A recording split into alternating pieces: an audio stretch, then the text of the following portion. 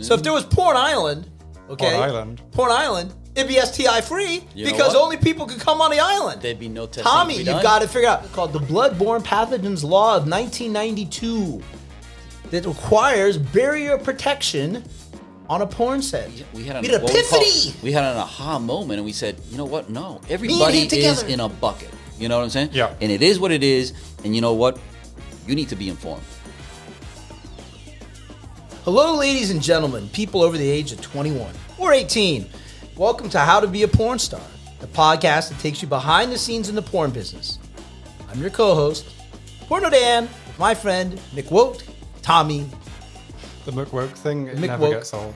No, Mick Woker, Mick Tommy. And our special guest, all the way from Puerto Rico, via Estados Unidos, Sixto. Miami, Florida. Thank you for having me, guys. So you run a talent testing service. Talent testing service? Correct. Which is like a sexual health testing service for porn stars? Correct. You know, we run the talent testing service out of Miami, Vegas, Northridge. No, but we're glad to have you on because this week's podcast is all about HIV, and it's good to have an expert on or someone that knows a bit more science. So me and Dan don't humiliate ourselves. Well, thank you for the consideration of an expert. I don't think I consider myself an expert, but at least I'll try to shed some light on the subject. Definitely more expertise than we have. Oh, And I'll try my best. And I think it's like, if you like ask anyone that's like thinking of getting into porn, I'd say like HIV is the one disease that like makes them think twice. It's kind of like the serious one. Like a lot of people that aren't in porn might be surprised, one, how comprehensive the testing is, and two, how frequent it is. So right now in Europe, I can comment, the testing's basically, it's every 2 weeks is how long our test is good for. In America, it's the same, correct? Correct. You know, we're doing a 2-week turnaround. Every 2 weeks means if you're talent, you get a new test, correct? Correct. It varies. I mean, we don't set the standard for it. A lot of production companies either like to go to 7 days, but the standard pretty much is that there was one number BFK. Yeah. And what does that test cover other than just Tommy said HIV? So every 2 weeks people are tested for HIV, but what else are they tested for? You test for HIV, hepatitis B, hepatitis C. Whoa. Hepatitis B and C. Hepatitis B and C, syphilis, chlamydia, gonorrhea, trichomonas vaginalis. Whoa boy. And trichomonas buccal, okay. And how many of these can you spell? 0. HIV. 1. And supercalifragilisticexpialidocious. Now, what else do you test I'm just kidding. And we also test for the latest and the greatest, COVID. Oh, so you test for gonorrhea, chlamydia, syphilis, hepatitis, trichomonas, or COVID. And that's about it. How did you get into like the idea of just let's open a porn testing lab? Well, our background is more research than anything else. And, we had the instrumentation, we had the laboratory. We concentrate our research mainly on infectious diseases. And we looked at that period of time, something that we call capacity. We said, how much are we using this instrumentation and where else can we use it? So we started looking at MMA fighters and we started looking at other, industries. And we bumped into Venetian Productions. And Venetian Productions at that time, happened to be very close to our facility. And Venetian Productions, because most people have no idea what that is. What company was that associated with? Bang Bros. Okay. And this was in Florida. It's in Florida. Okay. And we said, listen, we can do this for you guys. We're very techie at the office. We're very IT driven. And we started like that, and it just took off. Cool. So you started with Bang Bros, and then you opened an office in Los Angeles. And was there any stigma around actually working with the industry? Because I know in like banking, they don't like to work with us. So. Well, I mean, I don't see that. I don't feel that. We're a testing facility more than anything else. Our goal and our mission statement is to keep the talent as safe as we can. So that's where we gear. Let's say that's where we point our guns to. And maybe because you're the owner, you're the one it was your decision to start working with the talent. Correct. So it'd be like, I don't know, Goldman Sachs' CEO one day woke up and said, "You know what? These guys in porno are cool." So, just so I understand, so I know when I started in porn, HIV was massive because, and it's been almost 20 years since I think there's been an incidence of somebody in porn and straight side catching, because there's a straight side of the industry and a gay side of the industry, and they both have different, just so people understand, they have different testing criteria, different rules, even though it's one business. For a long time, there was kind of like two separate industries. Now it's more of a convergence. It's more and more people do trans scenes and bi scenes and stuff like that, where it's become more acceptable. But for a long time, there was the straight side had this one set of protocols, and the gay side of the industry had a separate set of protocols.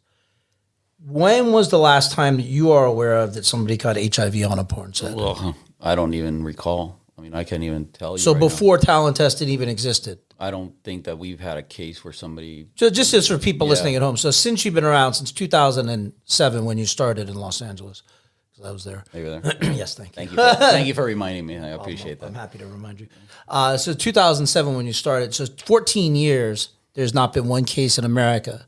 Not that I can. And there's only been maybe one in Europe. Correct. Okay. Well, that's fantastic. Pretty huge. I mean, it's Pretty huge. I mean, we think how many number of porn scenes have been shot on set that no one's caught HIV in America. That's massive. Yeah. At least through your lab, right? And when we say that, do we also include all the independent models? We don't know about them. How would we know? They're also in the system, though, are they? But how many models that don't shoot, like for production companies, that don't get tested? Like OnlyFans people, things like Most of them don't get tested. that. I figured they would get tested. Oh. No, they well. We Very. have- I mean, there are some, but I mean, I can speak, sorry to jump in, but I can speak from experience. Most people that don't work for professional companies, they're not. None of them are really on a 14-day schedule.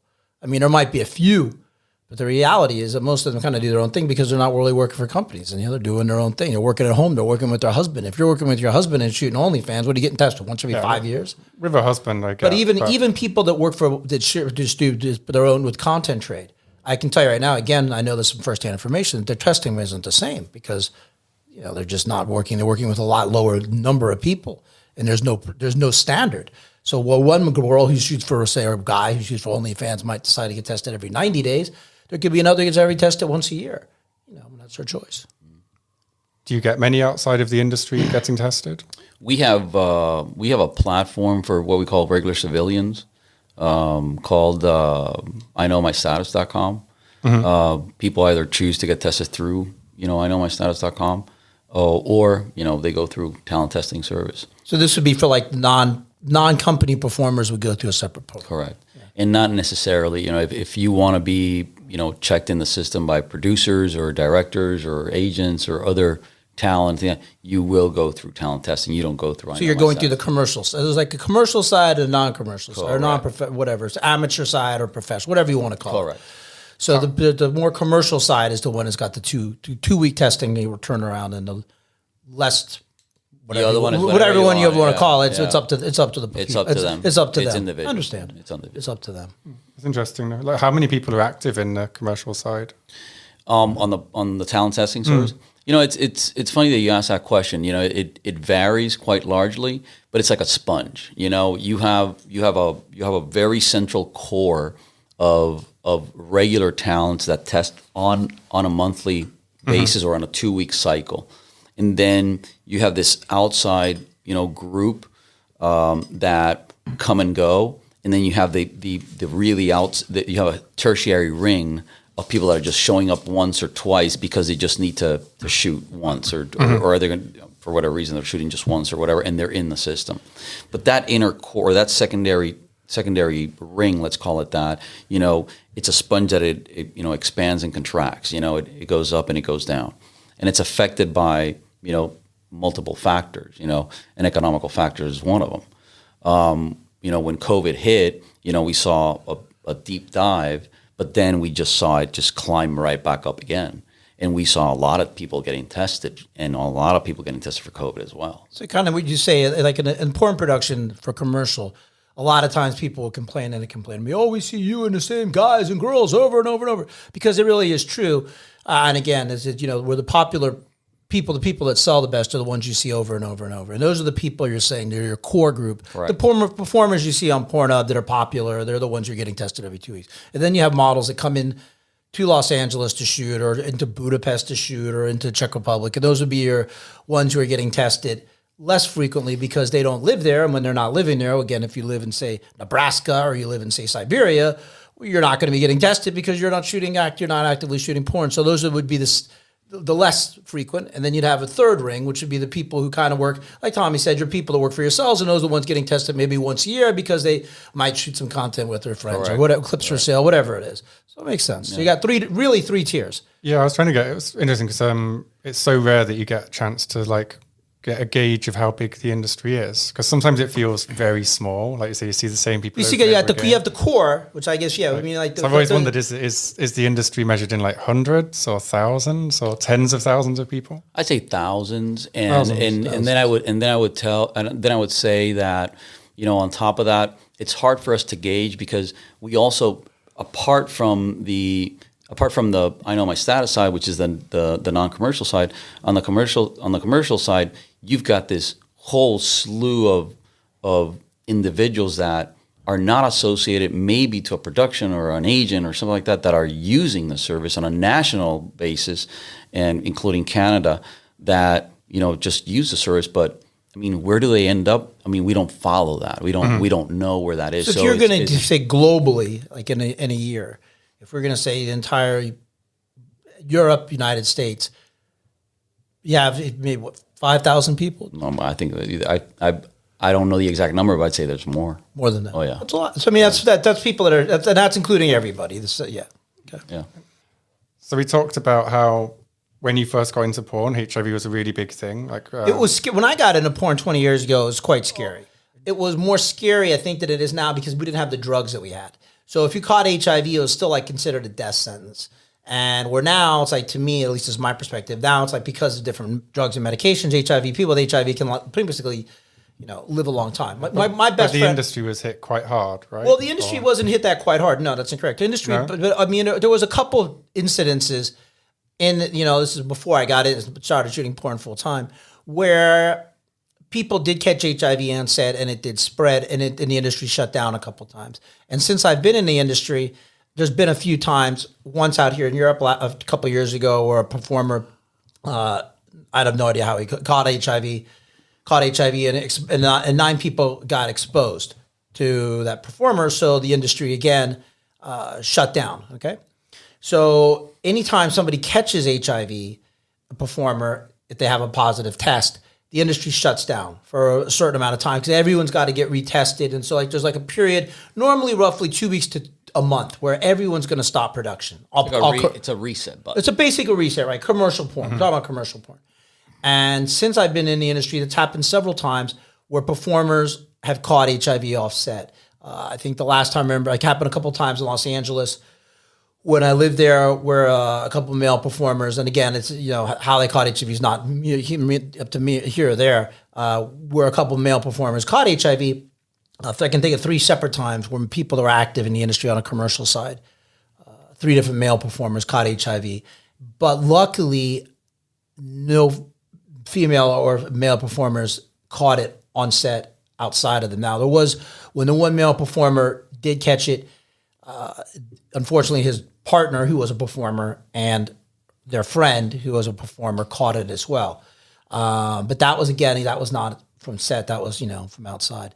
But so it's been, that's again 3 different times in Los Angeles, once out here in the last 20 years, where the industry's done a shutdown, and everyone shuts down. If somebody catches on HIV, the whole industry shuts down. When you first got into porn, were you nervous about HIV? Not really, because I understood that it was, I understood enough that if there was an incident, that everyone was going to shut down. Because before I got in, again, we're going backwards, and when people did transmit it on set, the testing wasn't as frequent, because the testing wasn't every 2 weeks. The testing 30 days was every 30 days, and the testing wasn't as accurate, because the testing they used to was called an ELISA test, and I don't know what is the window of opportunity for HIV on that. Well, it depends on your body, but it could go 4 weeks, 6 weeks. I mean, so an ELISA test is nowhere near as accurate as the testing used now, which is called which is called? It's a NAT test. It's a PCR test. PCR right? test. But right. either way, now way back when, we have to understand also that testing methodologies have progressed quite a bit. The ELISA test that you're talking about used to be what they call an anti-HIV 1-2. This is 20 years ago. Yeah, exactly. Now we do. It's a methodology. ELISA is a way of doing a test. Correct. And we still do. We do two types of HIVs on all talents. Which one is an ELISA, but it's an HIV antigen antibody, which catches the HIV virus on an earlier, after the PCR, but before antibodies are created.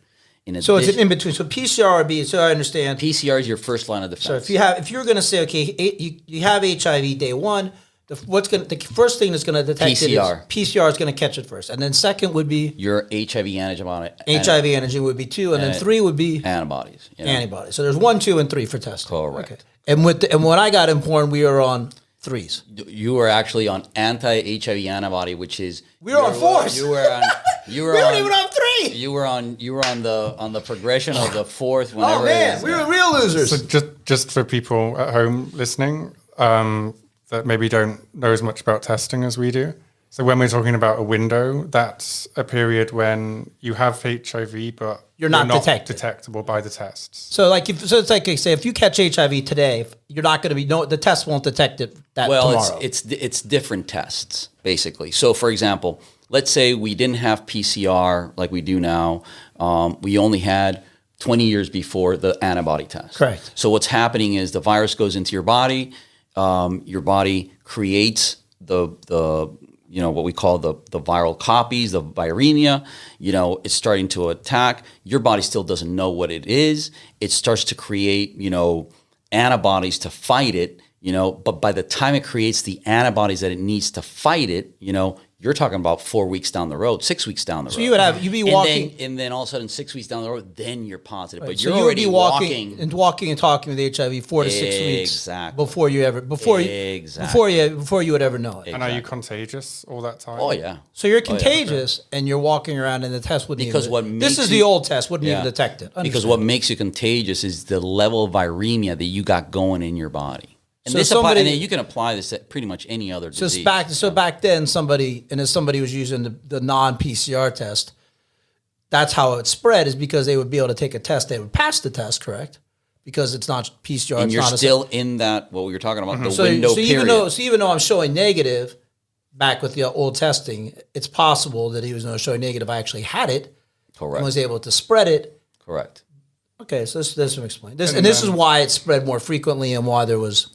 And then just to be clear, we do 2 tests now. One we is do 2 tests. ELISA, which that starts detecting HIV after how long?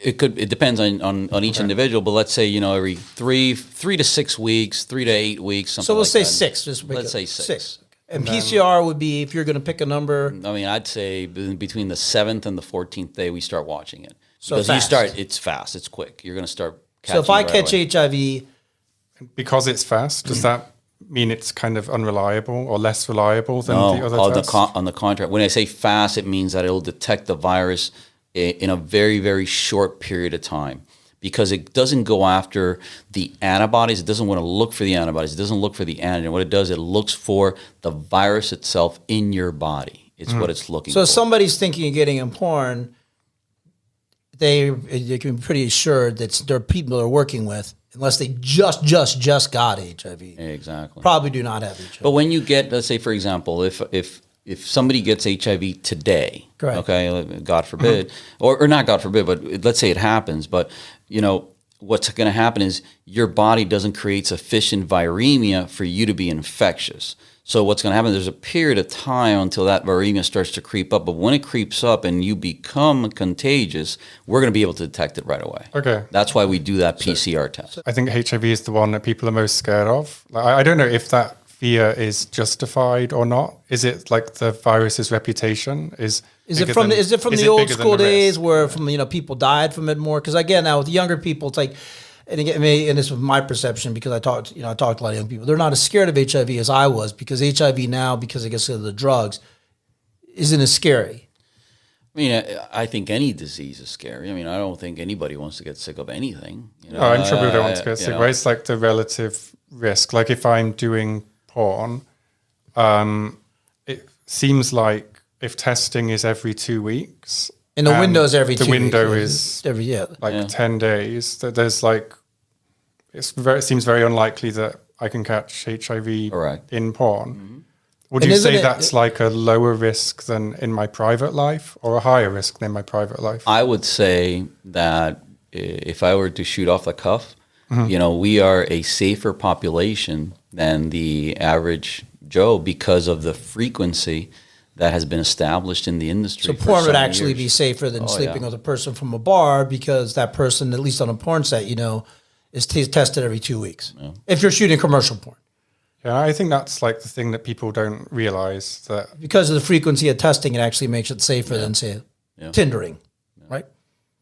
everything's good. I'm just saying. Well, I mean, again, I'm just speaking to the world because if I'm doing a girl off Tinder or from a bar, she hasn't tested with every 2 weeks. So I know personally, though, I get it tested every 2 weeks because, well, I have to for work, right? It's not fun, but I mean, again, and it's also my responsibility because I'm exposing people. But if I wasn't shooting and I wasn't exposing people, well, then why would I if I wasn't? But I mean, the reason I have so many partners is because I'm filming actively. Yeah, this is really interesting. Would you say it's kind of frowned upon to be slutty out of work? I mean, I can speak from firsthand stuff. Yeah, a lot of people, like the girls, like last week's girls talking about being an escort and get looked down upon. A lot of the girls and guys look down on people who sleep with people outside of the industry for escorting or other things, especially because a lot of it's done without condoms. And it's done, they think the perception is it's done without testing. Now, again, I know firsthand that a lot of the escorting in America that's done without condoms is done with testing. And that's why you see the guys, again, we're talking about the male clients paying the porn star experience or PSE rate is because they're paying for that experience where they're sleeping with the girl without a condom. And the girl, but the guy is tested. And the guy is basically, it's just to me at least, it's just as safe as doing porn because the guy is tested normally right the day before. That's what the girls will require because I know most U.S. girls that do bareback escorting, and almost all of them do. I've definitely known some girls and guys say that like they only have sex with people in the industry, and I kind of like the human heart being what it is. I kind of don't believe it.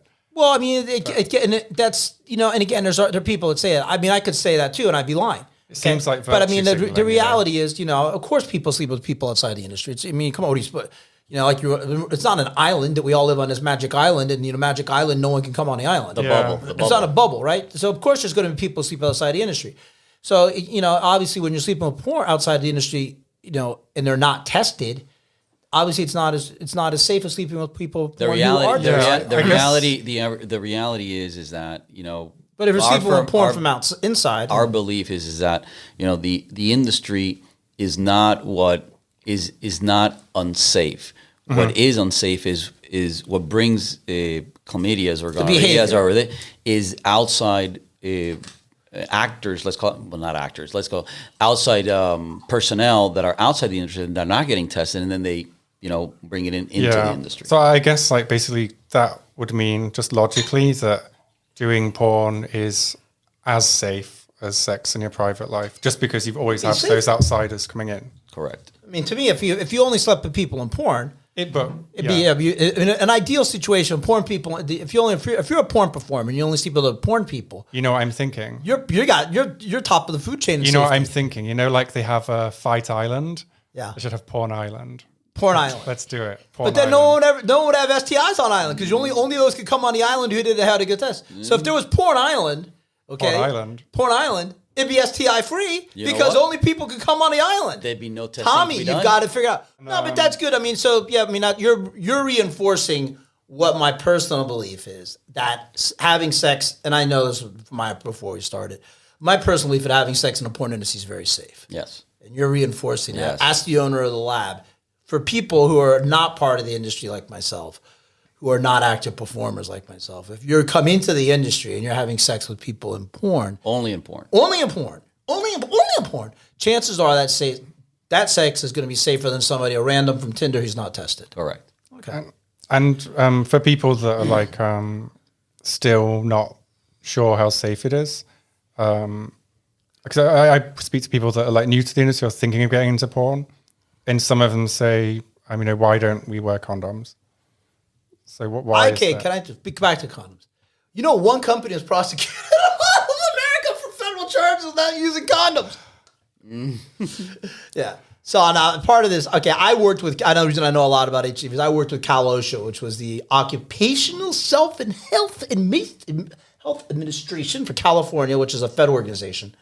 But California is such a big state, it had its own branch for years because somebody tattled on me for not using condoms. So you're supposed to use condoms? There's a very obscure, unknown law in America called the Bloodborne Pathogens Law of 1992 that requires barrier protection on a porn set, which is a condom. They've never enforced it on anyone except... And because I was shooting live, there was nothing I could say about it. So basically, when I was there in America, I had to not only use condoms. This is after we went to court and had all this blah, blah, blah. And I also had to have regular inspections from LA County Health, who would come by every 2 weeks, and LAPD, who came every 2 weeks, which is the police department. And they would come to make sure I had a permit. And the permit, basically, I paid for every 2 weeks to give me a right to film. But a part of the precondition of film is I had to use condoms. So there's this whole process that I had in America. And again, it was just me that had this problem, or what I did. So every 2 weeks I had to apply and get a new permit, but they would actually come by and physically come to my studio and inspect it. They would actually inspect the police would actually come in. No, I had to have a service through the condom that picked up it's called the trash, basically, the old condoms. I paid for a service called Stericycles, it's true, where I had to have a locking trash can. So someone's job was to come and pick up condoms. I paid a ton of money for this company, a ton of money called Stericycle. It came once a month and would empty out a locking trash can to pick up the biohazard. That is a horrible thing. Because biohazard's not a strong enough word. Okay, so again, somebody who didn't love me. Not for his stuff.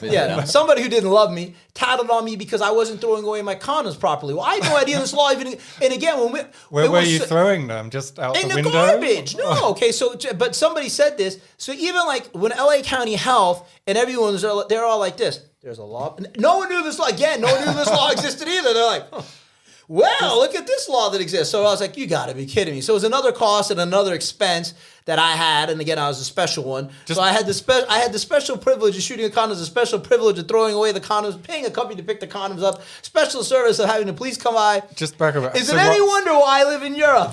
What's the correct way to dispose of a condom? Oh, I can tell you exactly how. Pick it up. You have to use gloves. And you pick it up with gloves. And you have a little red bag. And you pick it up with your little red glove, and you put it in the little bag, and you tie it off each one in one per red bag. And then you take the red bag, and you unlock your locking trash can, because your trash can has to lock, because it's biohazard. You unlock the locking trash can, and you take it, and you put it in the little red bag into the big red bag. And then once every month, actually once every month, the guy would come by from Stericycle. Hi, Dan. I'm like, oh, balls me. And he would come and be like, how are you? And he always came in the morning, and I was like, I'd always be, half the time hungover, and always be like, bleh. And he'd be like, I did pick up this. And I was like, and here's your check. I'm so lucky. So this is how they did it in America. It just seems so mad because, like, but again, I was special. Like, condoms must be like one of the most widely used things that people put in the trash. The guy from Stericycle told me, I said, do you have anyone else in the adult industry that does this? And he goes, are you kidding me? Of course not. Did he have any just sex addicts that just have to have a special condom? I mean, this company did real biohazard for real laboratories and hospitals, and then they had me, the reject. The American reject, like I said, they'd come by once a month, and the guy ended up becoming friends with me because he always laughed. I was a porno. I'm like, But the question is, why don't people in porn like using? Well, I can tell you, having used condoms on over 1,000 porn shoots, it makes shooting a scene very difficult. How so? Because for a male actor, there's friction, and it drives the female actress out. And you have, even when you're using lots of lube, we were changing frequency. I mean, you're changing condoms every 15 minutes. And when you're changing them that much, it means you got to stop the flow of the motion. You have to edit the scenes. In an ideal situation on a porn set, you're not cutting and editing. But when you're using condoms, at least with us, and I said, again, this is from first-hand experience over 1,000 scenes, you're having to stop and start, change the condom because the girl's getting sore, put more lube, guys got, and you also have the problem with, when you're using a condom, In the real world, you're not having sex for an hour. You're having sex for 2 minutes, 3 minutes, at least me, right? maybe one. Sorry, girls. Anyway, but because it's like the stranger sex. It's quick. It's whatever. But when you're having sex in porn and it's for 2 hours and you're constantly changing it and and you're going through condoms like crazy, and the guy's got problems because it's not as comfortable, and the girl's got problems because of the friction. It's very hard, and that's why, from my first-hand experience, it's much easier having shot with condoms and having shot without condoms. Why I personally and why my company and all the actors, okay, because I have many, many actors and many, many actresses, prefer to shoot. They have given a choice, but all pick shooting without condoms. And is it really any safer? Well, the reality is, because of the frequency of the testing and the testing being so accurate, it's already safe as can be anyway, right? Yeah. It's already incredibly safe. So did it make a difference to sales? I didn't see. That's the key. That's what everyone thought. And for me, again, with my own product, I didn't see a difference. But because there were other companies in America, especially at that time, on the gay side of the industry that did use condoms. Now, again, it's not as frequent now because the testing's more accurate. So now, because you don't see most, even on the straight side, gay side, trans side, bi side, doesn't matter. You don't see the condoms really being used. But at one time you did, and that was because the tests weren't as accurate. And there was more of a likelihood through anal sex with the tearing that you're going to spread possibly HIV and other STIs. Because the reality is, through normal vaginal sex, it's quite hard to spread HIV. But when you're doing the anal and the harder anal scenes that you're doing and other things, if there is a way to spread it, that's it. That's why you saw it. But again, now you don't really see condoms at all anywhere in America. The only time you really see them is if the company is shooting for television broadcast, which you're watching on terrestrial old school TV, and as a precondition or a requirement by that broadcaster that the company has to use condoms in order to get on that platform. Yeah, like they have that in Europe, in France, and they have it in a couple broadcast networks in America had that, but they really don't anymore. So this is why you used to see it. And I heard that the guys hate wearing condoms so much that they often cut the end off. Well, okay, and that's a little secret. Yes, that the guys, yeah. Now my guys couldn't because we were shooting live, and people tattled on me for everything. I was like the king of tattle. If I did anything, I was like, plus being bad again. There's nothing less sexy than grabbing some scissors in the middle of a porn shoot. But it's funny. Okay, you say that. I've watched some of that company. I know which company. Careful. I know. I'm not going to say the name of the company. We're not saying names. But I'm not going to say the name of the company. And I know exactly what actors and actresses you're talking about. And I can see. I'm like, look, that one's good. But again. So it defeats the quote purpose of it would be extra layer of protection. But it's being done because the television broadcasters require, and that's an old school way of buying porn anyway. And it's being phased out. Yeah. Hardly anyone buys porn that way anyway. And within 5 years, broadcast won't even exist probably. So whatever. And so let's talk about other ways of protecting as well that I think should be talked about. So there's things like PrEP. What is PrEP for people? PrEP is medications that help prevent the spread of HIV. Is it 100% effective? I think that the only thing that's 100% is death and taxes. When you say it prevents HIV, does that mean it works like a vaccine, or it works as a suppressor? Okay. I'm not too. I'm not an expert on it, so I couldn't talk too much about it. But there's a firm belief that if you're taking PrEP constantly, you won't spread HIV. Does that mean you'll still catch it? You just won't spread it? I won't. I couldn't comment on that. Would you recommend somebody take PrEP, like who's like a normal person or somebody who's somebody's sexually active? I wouldn't know as much of PrEP to recommend or not recommend on it. So I couldn't. I'd have to educate myself a little bit more. And are there other medications other than PrEP? I would guess so. I mean, are there any like medications I recommend things to performers to minimize their risk of catching STIs? Do you know anyone in porn that actually takes PrEP? I don't know anyone. Yes, I do actually. I know some people. Is that because their partners are HIV positive? Or? No, I think it's because of their choice in lifestyle. Let's put it that way. In their lifestyle choice, that's why they take PrEP. So now you were talking about HIV testing. Okay, is the testing in Europe the same as the testing in America? It is. We perform PCR testing. We also perform antigen and antibody testing for HIV. One of the key points that we want to do with talent testing service is that, whatever we did in the United States, we wanted to pair it up with what we did here in Europe, so that if talents wanted to shoot here or there, it didn't really matter. We want to make sure that it was clear across the board. So if I get a test in Europe, I'm like ready to shoot when I arrive in America. Correct. That's what we want. So the test is just as accurate. So in case somebody from America wants to come here, the testing here is just as accurate. Just as accurate. You said that in Europe, your tests are the same as they are in America. And like a couple of years ago, we had like a problem where we realized that European testing was lagging behind American standards. Is that still patchy throughout Europe? Or, for example, I know in the UK at the time, they were really hostile to using a more modern HIV test. And they also had a larger window, didn't they? Well, it's because they still use, HIV antigen antibody, the resistance to use PCR testing, and I think it's more of a cost issue more than anything else. Is it still the case? I believe so. I mean, I haven't, pointed our guns over there.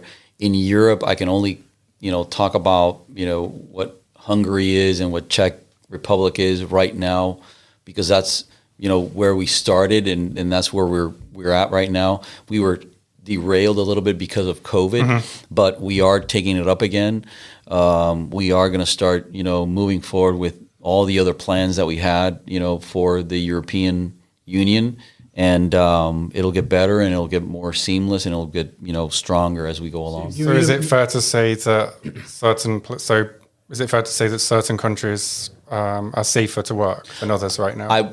Would you say the testing is more effective? Would you say the testing is more effective? I can't speak for other countries because I don't know what the other. For example, I don't know what France is doing right now. I don't know. But I don't know what the other. But I know what we're doing here in Hungary. In Hungary. So in Hungary, we'd be the same as America. The same as America. So if you're testing with talent testing, if you're testing and talent testing in Hungary, Hungary's just as safe, like I said, just as 100% safe as America. Correct. And you're in Czech Republic too? Well, that's the next step. Okay, there was a campaign in the UK for this. They called it U equals U. Mm-hmm. And the idea was that if you're taking antiretroviral treatment for HIV, that your viral load is undetectable, which means that you're essentially safe and you can't pass on HIV. And I know there's some people in the industry saying that people in that situation where they're HIV positive but with undetectable levels, they should be able to work.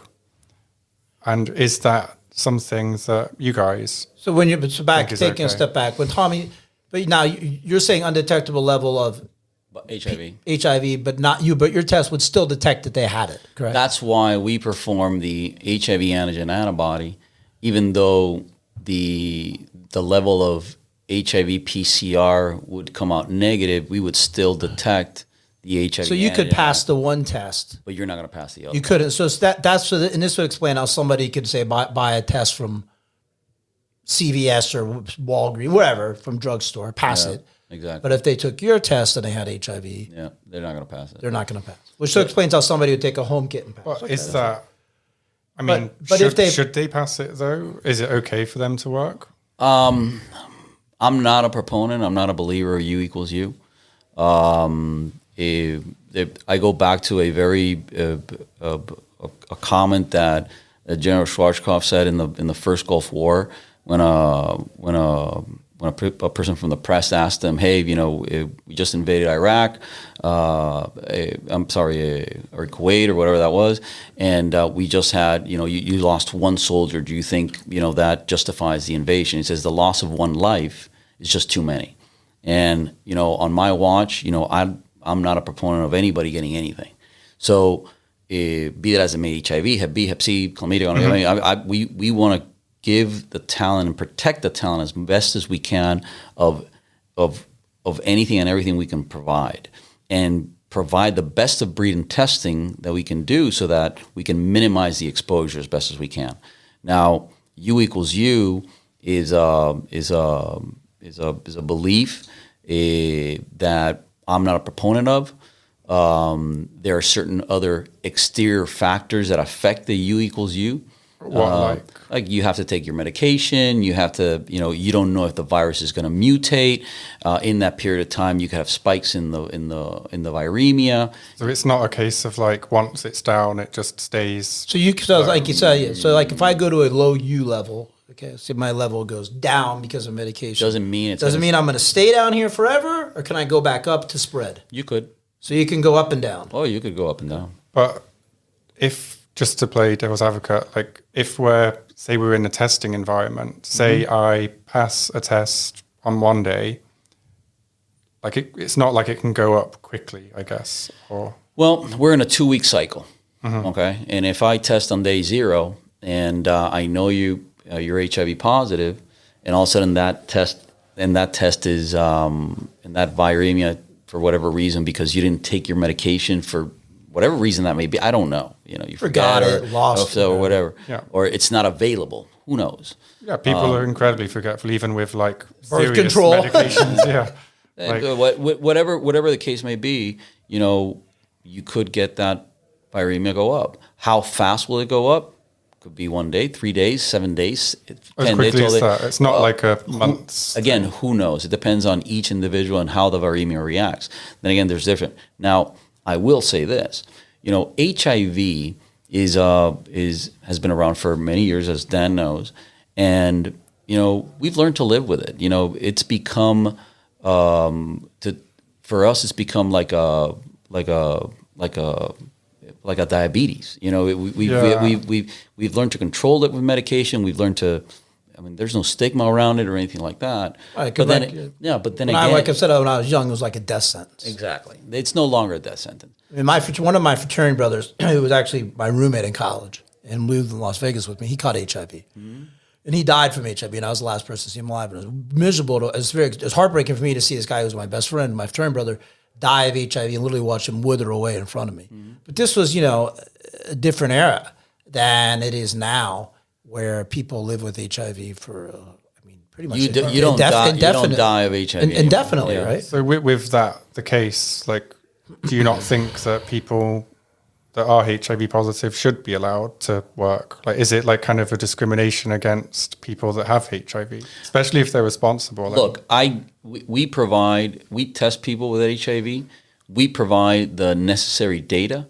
So, we don't give clearances, but we provide the necessary data so that if people with we give you your results, and if people with HIV want to shoot with people that don't have HIV, that's up to you. But we will not give a clearance on somebody with HIV, because for you to have a clearance, you need to be negative. So when you say a clearance, I understand. I know on your system, because I use it, there's a red, which means you're not cleared, and green that you're means cleared. I'm clear. So I could, in theory, right, if I wanted to shoot with a red, which means they have HIV, and I could shoot with a red for anything. It's my choice. You can have a red. You can have a red because gonorrhea, or you could have a red because you're past your 14 day or your 30. So I could shoot like just how I could chose to shoot with somebody who has gonorrhea, or I could because it's your choice. Honestly. If you're a performer and you you shoot every now and then and you want to shoot outside the 28 days or 48, 2 months, 3 months, 4 months, that's your choice. Because you're not. We are not. You're not the police. Yeah, correct. So you're not the porn police. So it's about giving people information. So it's about. So you're more. You're providing your own. You are your own self, and you are. You can make your choices. We don't stop those choices. We are here to inform. So you're not. There's more than a porn police. You're the porn information service. So does that mean there are people undetectable levels working in porn now? Well, you said no because you can't. So we can't. But there's no one with an undetectable level that's getting tested through you, because you're saying if you have there's no such thing as an undetectable level. We have people that get tested who come out positive for HIV. They have a negative or undetectable value. So they would be for positive, HIV, but they would still show positive for one of the two. But they show up non-cleared. So in our books, they're not cleared. So if they want to shoot with somebody showing that report, that's up to them. Because you're doing the double test. Correct. So the double test, I understand. And is that the same for all labs, or would some labs clear them people? I don't know what other labs are doing right now. I mean, we have algorithms in place that go through different levels, and depending on what we're testing for, certain algorithms behave certain ways. And that's the core of what the talent testing IT department takes care of. And this explains why you have both the PCR and ELISA tests. Exactly. So you can now, I understand. For us, it's important, to understand that it doesn't matter if you're gay, transsexual, normal, straight, or whatever. We treat everybody the same. We're here just to give you the proper information so that you can make a conscientious decision as to what you're going to do with that information. We know that we have set standards, that are, if you're green for everybody, and you're at 14 days or 30 days, you're going to see that green pop up. If you have something that's wrong, go get treated. It's going to be red. Like you're saying, since you're more like an information service, the best way to describe it. Exactly. If somebody wants to shoot outside of your 30-day window or whatever, that's their choice. Exactly. Yeah, no, it makes sense. It makes sense. Like one thing we've touched on a little bit is the gay and trans industry. Like the porn industry isn't just one single industry. Is it three industries or is it two industries? And again, this is what I want to. Let's step back, and that's why I wanted to leave this. But to me, it's one industry. It used to be three up industries, and I think that's a misconception. And I think it's from being in Europe, where people are, and it's a lack of a better word, are more homophobic. Yeah, okay? I've seen. This is my opinion. This is my personal opinion. In America, the performer who won Male Performer of the Year works at trans, and that's his choice. Okay. In America, the top male performers will do bisexual scenes. The top female performers will do bisexual scenes, working with other men, other women, working with trans. Okay. So in America, again, I'm speaking from an American standpoint. You don't see that anymore. Now, when I got in the industry, it was very segregated. Okay. That there was a gay industry and a straight industry and a trans. I don't see that anymore. So that's gone. For me, as someone who's an American whose friends shoot in America and production companies shoot in America, the biggest company in the industry has a site called Gender X. Guess what? It doesn't matter what you are. Okay, we're all the same. Which I think is a huge stamp. Which I think is a huge step in the right direction because there is no difference in America. Now in Europe, there is obviously. And it's something I think there's a social stigma. I think it depends where you are. Like in the Czech Republic. In the Czech Republic, it's not as bad. It's okay. You're right, and it's. I think there's a social stigma in certain countries. But my question isn't on social stuff. Like the episode's about HIV, and it's but again, they have the same standard in America. That's fine, but I'm talking about productions because I guess like HIV prevalence in the gay community is pretty high. So how does it work? Do performers with HIV, do they wear condoms when they work with... in America, I can speak how it works now. I mean, they're taking the same test we are.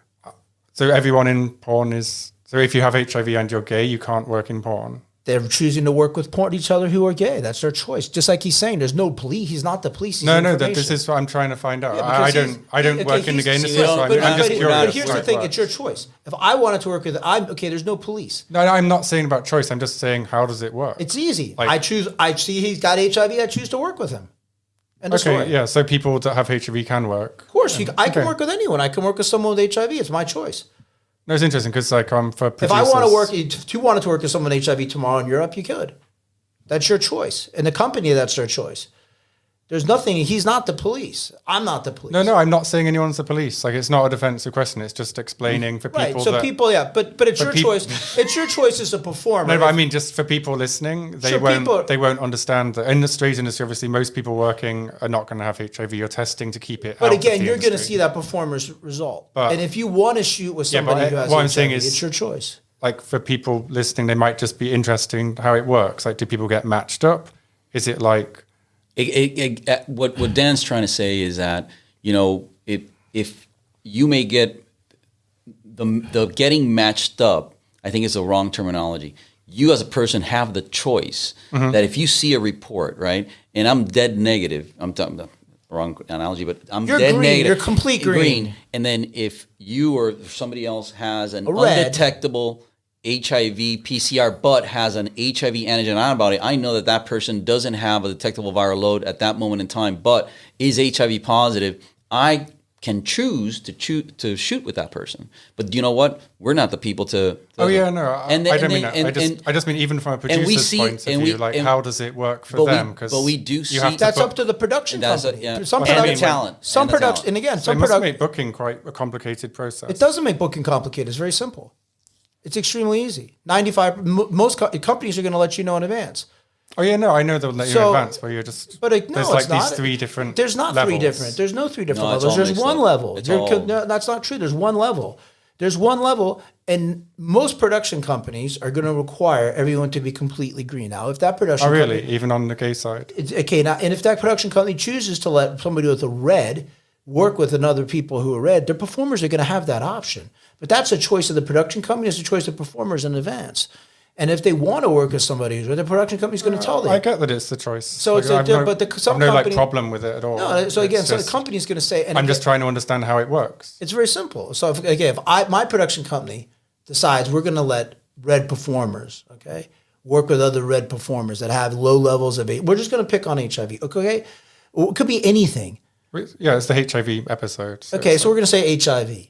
I say my company says, well, what we shoot a lot of whatever type of porn, and we're going to let everyone know that if those performers are comfortable shooting with other performers and they think their viral load is low enough that they're not going to spread it, that's their choice. And that's the choice of the company. Now, do I shoot this way? No. Do 99% of the companies shoot this way? No, they don't.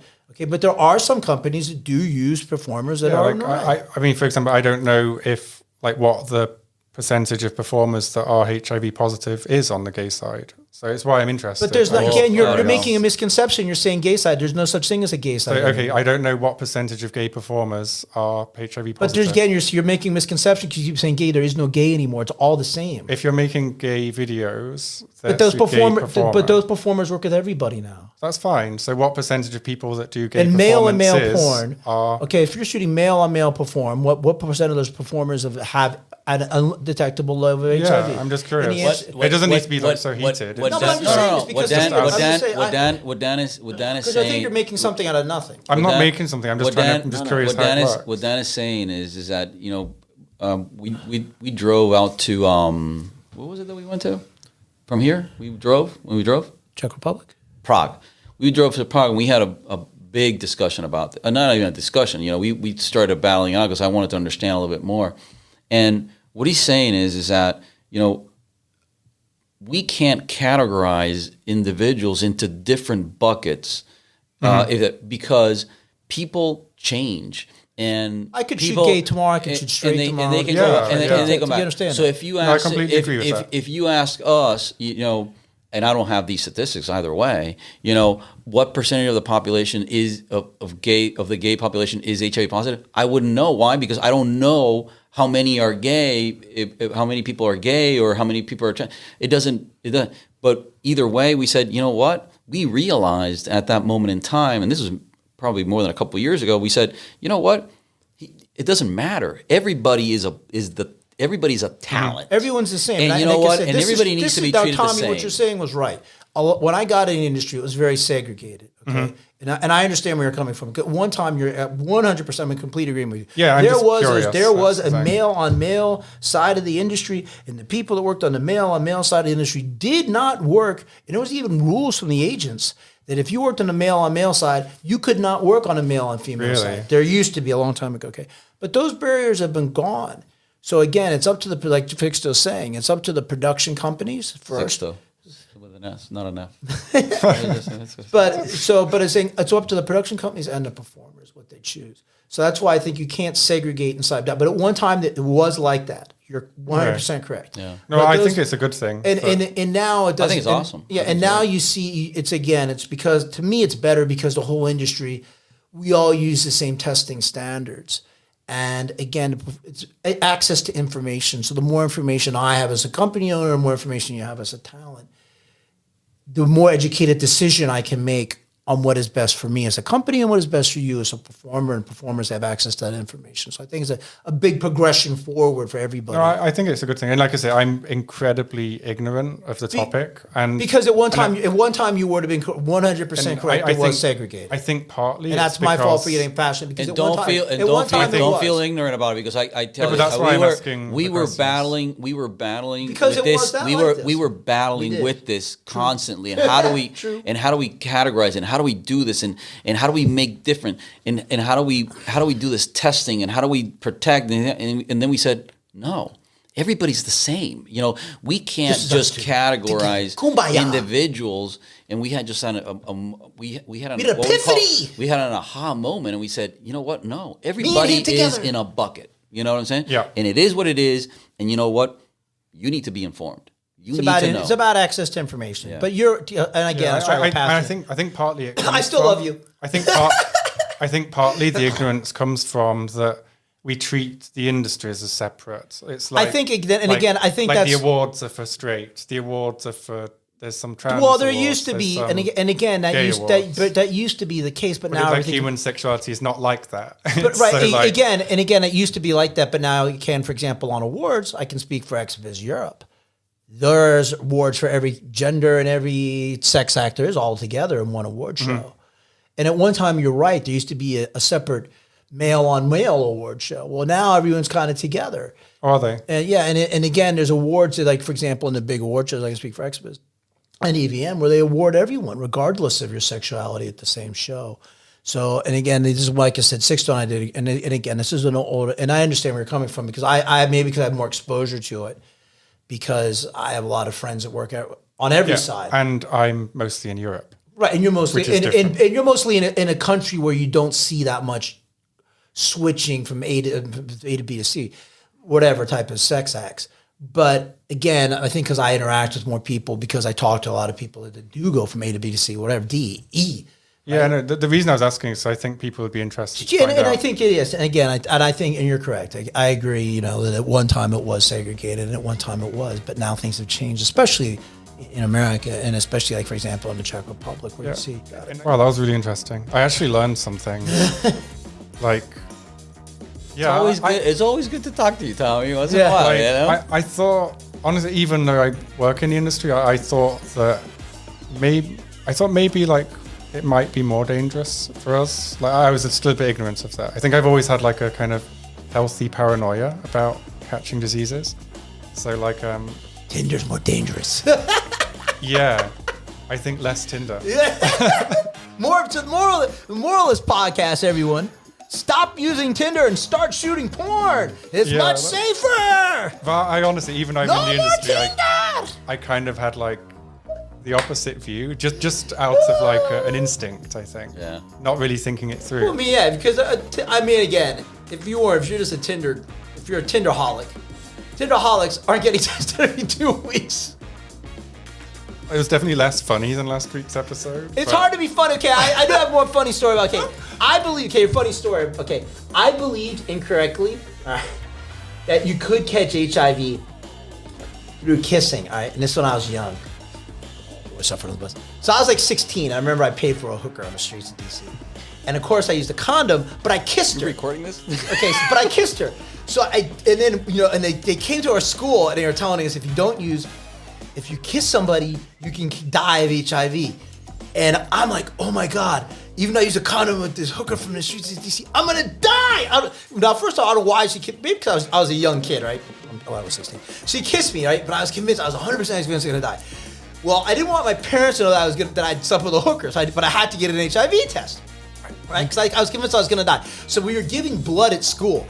And it's a thing for giving blood. I'm like sweating. And all my friends are like, we're giving blood for like, and I'm like, my friends look at me like, you all right? I'm like, I'm dying, man. This is what's going through my head. I'm a god. So I'm thinking to myself, so we give blood, and you get your little cookie that they give you in school after giving blood. And anyway, so I'm like, all right. And I remember I'm with my friends and they're like, what? I'm like, man, let's go get drunk. They're like, all right, yeah. But I didn't want to tell them, because I think this is my last day on earth. I'm like, the next day they're going to call me and tell me I got HIV and I'm dead. So it's like, my friend's like, all right, so we get drunk as hell. And I finally convinced my best friend, like, I think I'm dying, man. He's like, what do you mean? I kissed a prostitute. I'm going to die.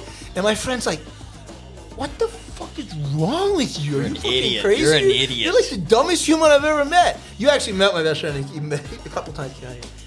Leo, you moron. You're not going to die. Did you not listen to what they said? I'm like,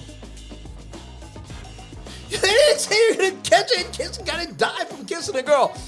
And I'm like, anyway, of course, I didn't catch HIV from kissing a prostitute on the streets. But I was convinced I was. And anyway, moral of the story, that's how my first time ever actually checking myself for HIV. I was 16. We've got to know more about this kiss with the street girl. Yeah. Can we find the girl? Could you Can take we us find through the it? girl? Like, Can we find the girl? At what point did you say, no, kiss me I first? couldn't. I was 16. You know, when you're 16 and you're paying a He was prostitute, in she's love. willing. He was in love. And a Did you prostitute's willing to stroke kiss you her at hair 16. and- Come on, at 16 years old, a prostitute kiss you. I thought it was pretty cool. I was like, yeah, she kissed me. You know, and then I'm like, no, she kissed me, I'm dying. Did she charge you extra for the kiss? No, I was cool.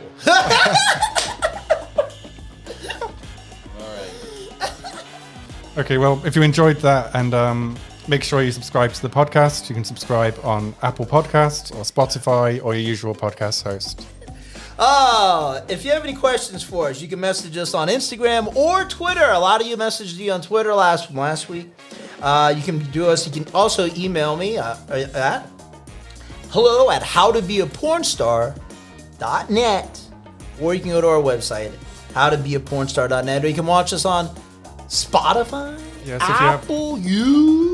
So if you're the prostitute that kissed Dan, If you're a please prostitute that write kissed- in and tell us how it was, I think. Yeah, I mean, if you're still, I Or don't if you think- ever kissed a prostitute, please. If you've write ever in. if you've ever felt my pride get shamed later for kissing a street, but it was such a thing of pride because you're not supposed to do it.